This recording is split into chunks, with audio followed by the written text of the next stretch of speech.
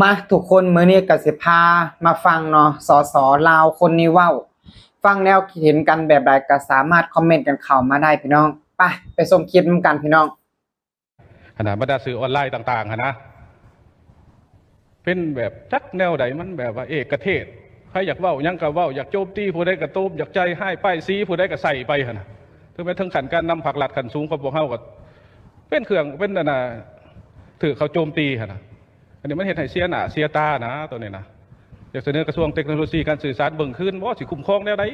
คันคุ้มครองบ่ได้ก็ปิดซะบ่ใช่คือจีนนะเขาอยากว่าได้นั่นเด้พี่น้องฟังแล้วคิดเห็นกันแบบใดนะก็สามารถคอมเมนต์กันเข้ามาได้พี่น้อง เนาะคือสสคนนี้ว้าวนะสสคนลาวคนนี้ว้าวเนาะว้าวอยู่ในสภาว้าวในกองประชุมพี่น้องเกี่ยวกับสื่อออนไลน์ต่างๆเนาะเพิ่นก็ว่าออนไลน์นี่ไปโจมตีเพิ่นเนาะเฮ็ดให้เพิ่นนี่เสื่อมเสียพี่น้องกับสบายดีพ่อแม่พี่น้องป้องปายเบิดสุขุสุคนเนาะวันนี้ก็มาอยู่ในช่องบ่าวลำ Channel เช่นเก่าเช่นเคยนะพี่น้องเนาะคือสสเนาะสสคนนี้เนาะอยู่ที่แขวงสวรรณเขตเนาะอยู่แขวงสวรรณเขตเพิ่นได้เว้าไปเนาะว่าเกี่ยวกับสื่อออนไลน์นะพี่น้องว่าสื่อออนไลน์นี่ไปโจมตีเพิ่นเนาะว่าไปในทางที่แบบบ่ดีจังซั่นจังซี่นะพี่น้อง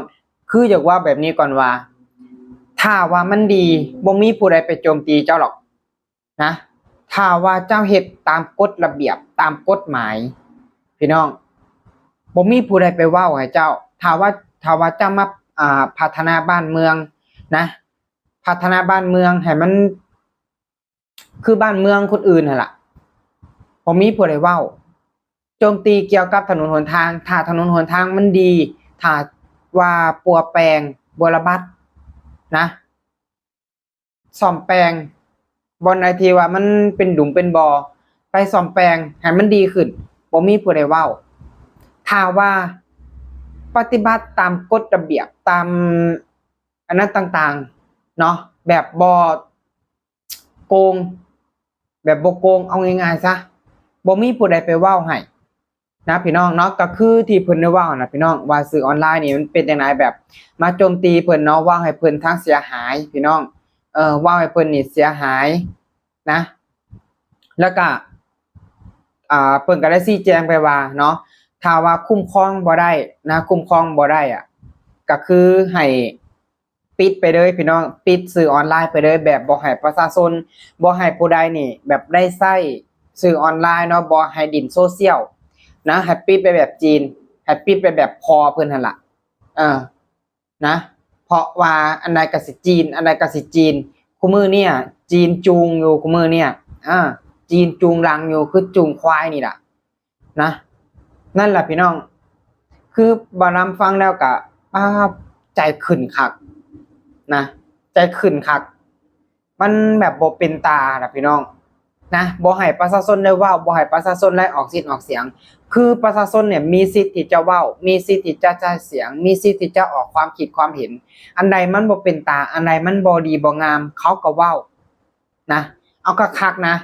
ความคิดของประชาชนนี่มันดีกว่าพวกอยู่ในอันนั้นหั่นอีกนะบ่อยากให้ประชาชนเลยเว้าหยังบ่อยากให้ประชาชนออกสิทธิ์ออกเสียงเนาะคืออยากให้ปิดสื่อออนไลน์บ่ให้ดินโซเชียลบ่ให้ดินต่างๆเลยนะเพราะว่าเพิ่นบ่อยากให้ประชาชนนี่ไปโจมตีเพิ่นไปเว้าให้เพิ่นเนาะในทางที่มันบ่ดีถ้าว่าเฮ็ดดีทำดีบ่มีผู้ใดเว้าให้เนาะบ่มีผู้ใดเว้าถ้าว่าเป็นแบบนี้น่ะ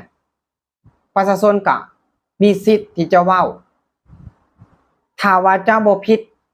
ก็บ่มีผู้ใดเว้าให้เจ้าเปรียบก็คือถ้าประชาชนทั่วไปบ่ได้เฮ็ดผิดจะมีสิทธิ์ไปจับเขาบ่นั่นล่ะอันนี้ก็คือกันนะถ้าว่าเจ้าบ่อยากให้ประชาชนเนาะถ้าว่าบ่อยากให้ประชาชนเว้าให้เจ้าเนาะเจ้าก็ออกไปลาออกไปจากสภาจากสสเนาะแค่นี้ปูนไปค้านไถนาไปอยู่น้ำลูกน้ำหลานน้ำลูกน้ำเมีย ก็บ่มีผู้ใดเว้าให้เจ้าละถ้าว่าบ่อยากให้ประชาชนเว้าบ่อยากให้ประชาชนออกสิทธิ์ออกเสียงมันเป็นไปบ่ได้บ้านเมืองมันบ่แม่นแต่ของทุกเจ้าเด้มันบ่แม่นตั้งแต่ของสส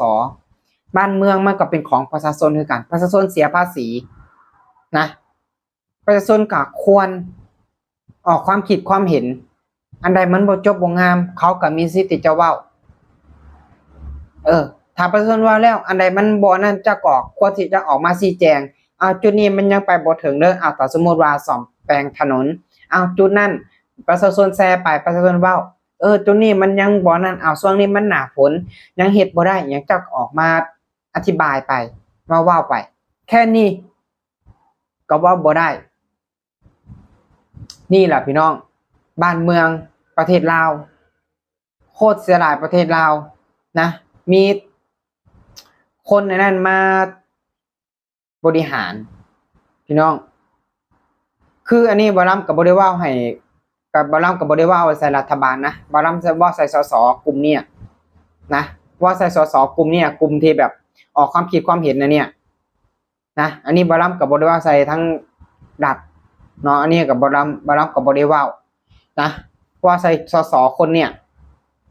ถ้าว่าบ่อยากให้ประชาชนเว้าให้ก็ออกไปลาออกไปกลับไปอยู่บ้านไปอยู่เฮือนบ่มีผู้ใดเว้าให้เจ้าละถ้าว่าเจ้าอยู่นี่ประชาชนก็ต้องเว้าอยู่แบบนี้ถ้าว่าสิ่งใดมันผิดสิ่งใดมันบ่ควรเนาะประชาชนก็บ่เว้าอยู่เฉยๆบ่มีทางหรอกว่าเขาสิเว้านะเนาะฉะนั้นแล้วประชาชนควรมีสิทธิ์มีเสียงประเทศชาติประชาชนก็มีสิทธิ์คือกันเนาะประชาชนมีสิทธิ์ฉะนั้นแล้วบ่ต้องมาบังคับประชาชนเนาะบ่ต้องมาบังคับบ่ต้องมาว่าประชาชนนี่ใส่ลายป้ายสีสสมันเรื่องหยังล่ะถ้าว่าบ่ปรับปรุงบ่พัฒนาประเทศอันนี้มันก็บ่ซ่อมถนนหนทางเนาะก็เกี่ยวว่าเกี่ยวกับปัญหาเดี๋ยวนี้ล่ะเนาะแล้วก็เรื่องที่หลายๆอย่างหั่นล่ะที่มันเกิดขึ้นในประเทศคนลาวเฮาอาจสิฮู้ดีเนาะนั่นล่ะประชาชนควรเว้าควรมีสิทธิ์เว้าควรมีสิทธิ์ออกเสียงเนาะบ่ต้องไปปิดดอกสื่อออนไลน์นะบ่ต้องไปตามหลายฮ้อยจีนน่ะนะอย่าไปตามหลายเบิ่งบ้านเมืองเขาอ้อมข้างเนี่ยเขาไปฮอดไสกันแล้วตัวเองยังอยู่แต่กับจีนอยู่ให้จีนมันจูงดังอยู่คือจูงอันนั้นนี่ล่ะคือเอานั่นไปรามนี่ล่ะนี่แหละพี่น้องว่าแล้วก็ขึ้นว่าแล้วก็ใจขึ้นพี่น้องนะทุกคนว่าจังไดเนาะฟังแล้วเบิ่งแล้วกินกันแบบใดเนาะก็สามารถคอมเมนต์กันเข้ามาได้นะคือส่วนตัวบ่รับนี่ก็คือแบบบ่โอเคเลยแบบนี้นะกับสสคนนี้เนาะที่ได้ออกมาเว้าในสภานะพี่น้องบ่โอเคเลยนะควรที่จะเว้านะ